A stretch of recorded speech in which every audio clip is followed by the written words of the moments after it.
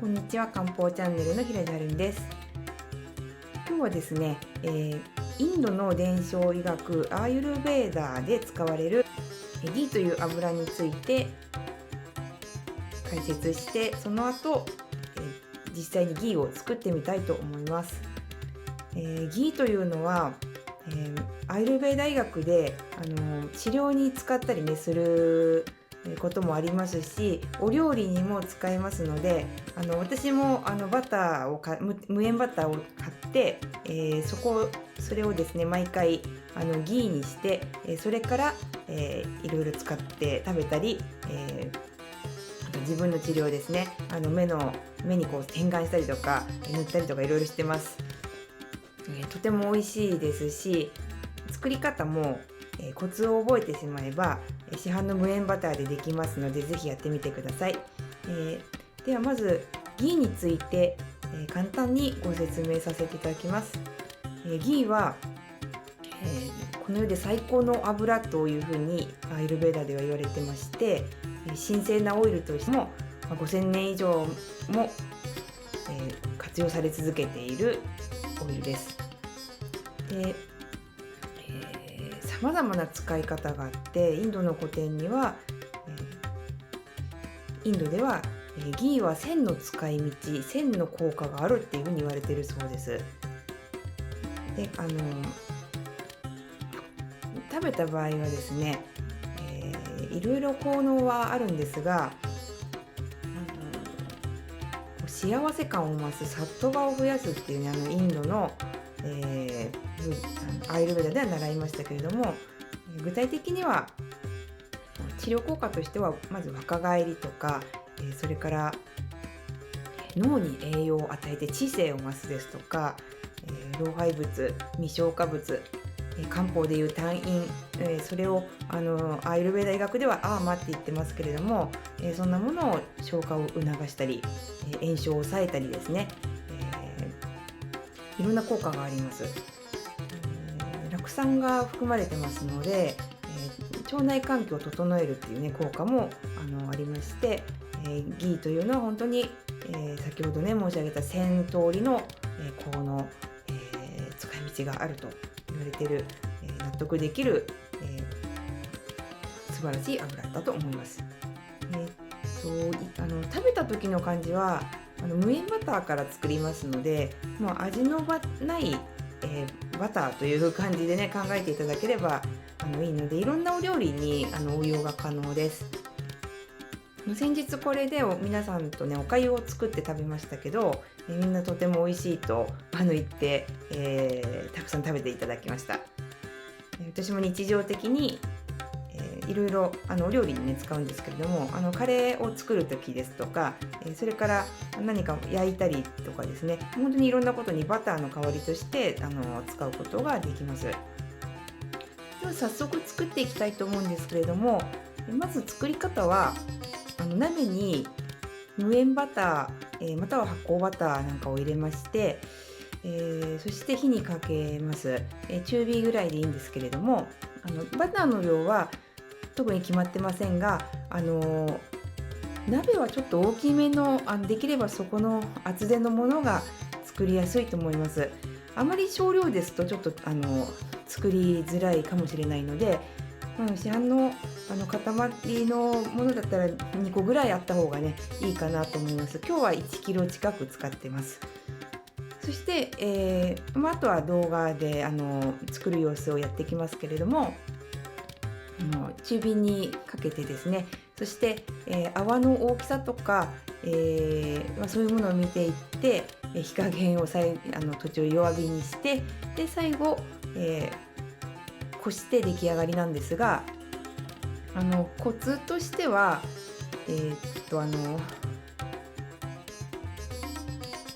途中かき混ぜないっていうことですね。鍋の底に不純物がこびりついて、上にきれいな澄んだギーができますので、かき混ぜてしまうとそれが台無しになってしまいますので、あまり黒焦げにならないように気をつけないといけないんですが、かといってかき混ぜてはいけないっていうのがポイントになります。それでは早速作っていきます。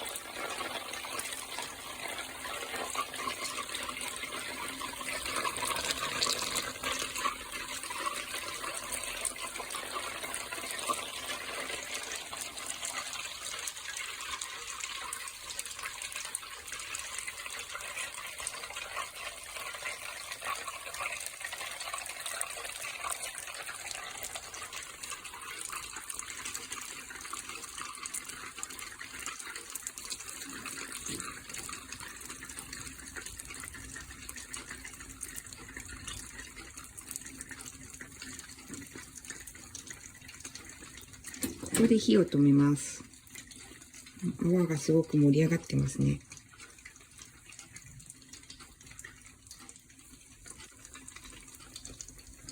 鍋底にはこのように不純物が焦げついているような感じですね。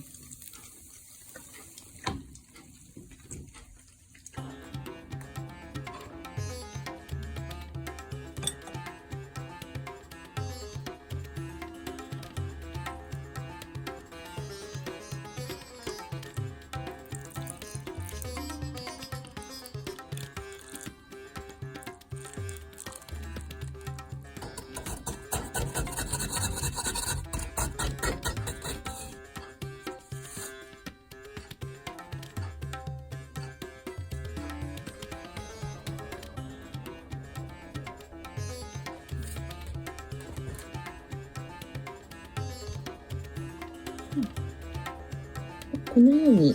瓶に入れて常温で保管できます。冬はこのように放置しておくと固まりますね。こんな風になって、これ普段使っているものなんですけれども、夏はこう液状になってたりしますけれども、適宜これをこの湯煎して溶かして使ったりですとか、常温で放置できるのがバターと違うところですので、保管は、私は外に置いてやってます。保管は、台所で冷蔵庫に入れないで、使っています。バターと違って腐ることは常温でもありませんので、これが今日のギーの作り方になります。